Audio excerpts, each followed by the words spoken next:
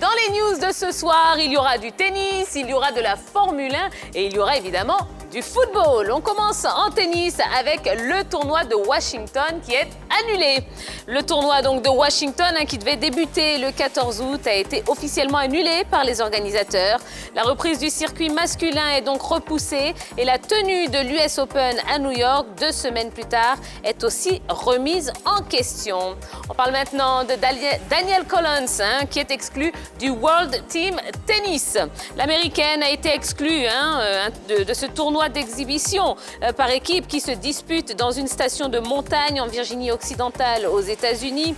Demi-finaliste de l'Open d'Australie en 2019, elle a enfreint le protocole sanitaire très strict mis en place dans le cadre de la lutte contre la Covid-19.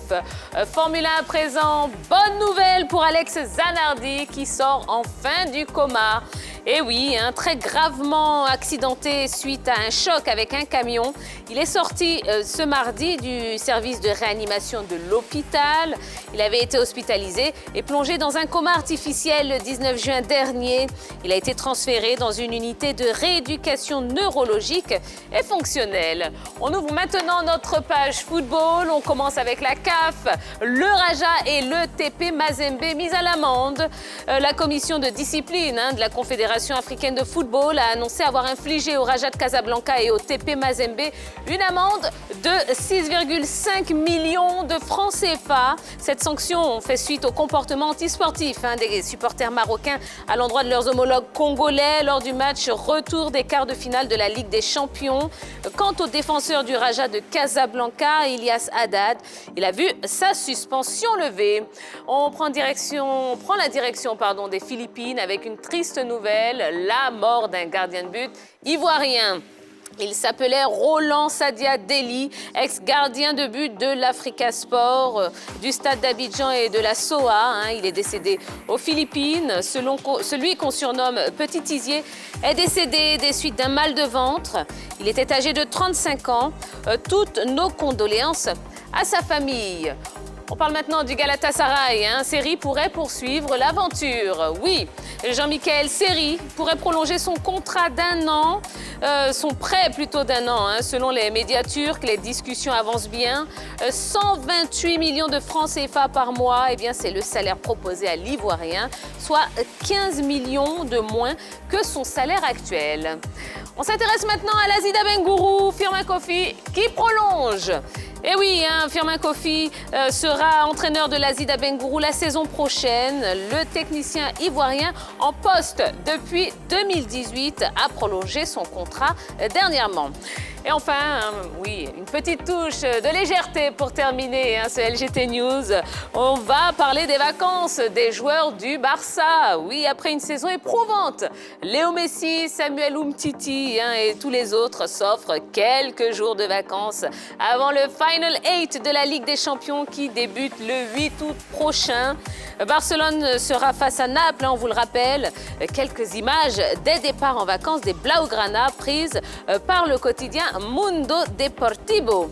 Voilà, c'est tout pour les news de ce soir. Je vous propose d'en parler tout de suite en compagnie de la grande team. Bonsoir, messieurs, dames. Salut, oui, bonsoir Tia. Comment allez-vous? Bien, ça va super bien. Ça va? Ah oui, la forme, la pêche, la banane. Ah oui. Tout est bon, ça va. Les gnams. Ah oui, ça c'est mon mot, Roger Stéphane. Vous me trichez à chaque fois. Après, Bon, vous avez vu, on a beaucoup de choses dont on va parler ce soir. Mais avant de commencer à entrer dans le vif du sujet, là, par rapport aux news, qu'est-ce que vous retenez, ma chère Yellow? Alors, après le championnat de fin de saison qui a été annulé par rapport à l'athlétisme qui a été annulé aux États-Unis, c'est au tour du tennis de subir les aléas du coronavirus. Alors, ce tournoi-là n'aura plus lieu. Il était normalement prévu pour le 14 août prochain, mais compte tenu de la situation sanitaire aux États-Unis qui enregistre pratiquement 4 millions de personnes infectées du coronavirus, les organisateurs de ce tournoi de tennis ont décidé de ne pas organiser ce tournoi-là en attendant que les mesures restrictives puissent s'élargir et que la situation sanitaire puisse de mieux en mieux s'améliorer. Voilà. Bon, je crois que c'est une décision quand même qui est raisonnable. Quand même, quand on voit le nombre de cas 4 millions de personnes infectées, vraiment, il faudrait prendre des précautions par rapport à l'organisation de certains tournois. Absolument.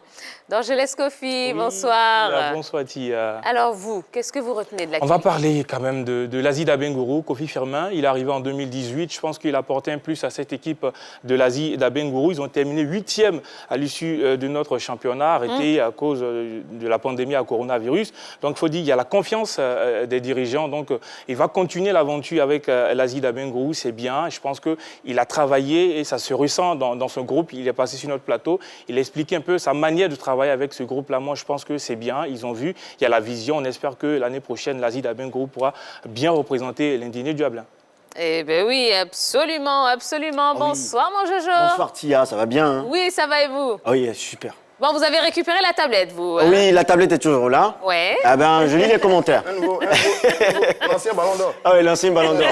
Ah oui, personne ne m'a cru sur ce plateau. Hein, Ben non, c'est pour ça que vous avez enlevé votre accoutrement. Mais oui, il est respectable cet accoutrement-là. Ben absolument. Parce que c'est Messi qui me l'a offert. Ah, Bon, vraiment, Bon, là, vous vous allez n'allez pas me croire, loin. mais bon, après, non, c'est on vous qui croit, voyez. Hein. On croit même. Ah ok, pas de souci, Roger Stéphane. Vous vouliez nous parler de la Formule 1? Oui, l'ancien pilote de Formule 1, Alessandro Zanardi.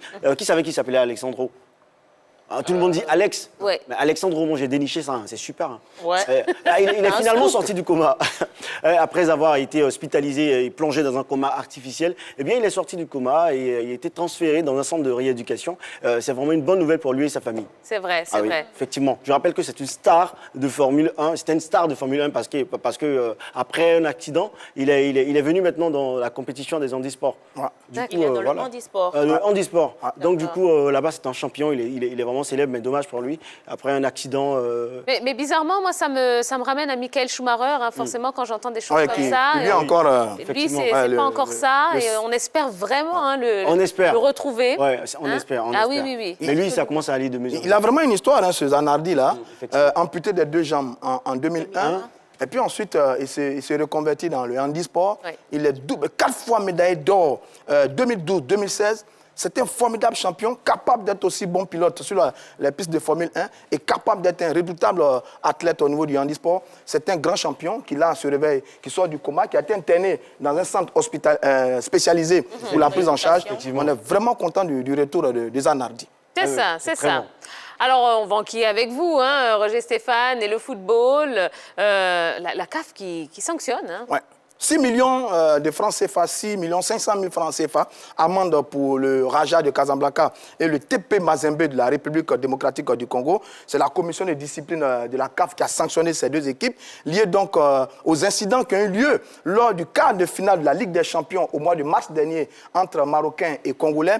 Eh bien, le TP Mazembe a été suspendu pour défaut de sécurité et l'équipe du Raja a été sanctionnée pour mauvais comportement des joueurs. Il faut savoir que sur le match aller, l'équipe du Raja s'était imposée à domicile 2-0. Et sur ce match retour, l'équipe du TP Mazembe s'est imposée 1-0. Au finish, ce sont les Marocains qui se qualifient donc pour les demi-finales sur une affaire de sanctions. Sanctions sur le TP pour défaut de sécurité et sanctions pour l'équipe du Raja pour mauvais comportement de cette équipe du Raja de Casablanca. Alors, et bonne nouvelle hein, pour Ilyas Haddad, hein, puisque sa suspension a été levée aussi. Hein. Donc, c'est une très bonne nouvelle. Donc, le Il faudra donc jouer les demi-finales avec l'équipe du Raja. Demi-finale d'ailleurs, les affiches, c'est Zamalek Raja, Al-Ali Wak, duel égyptien-marocain pour donc finir cette Ligue des Champions. Et donc bravo à l'équipe du Raja. Dommage pour l'équipe du TP Mazembe qui d'ordinaire est redoutable à domicile.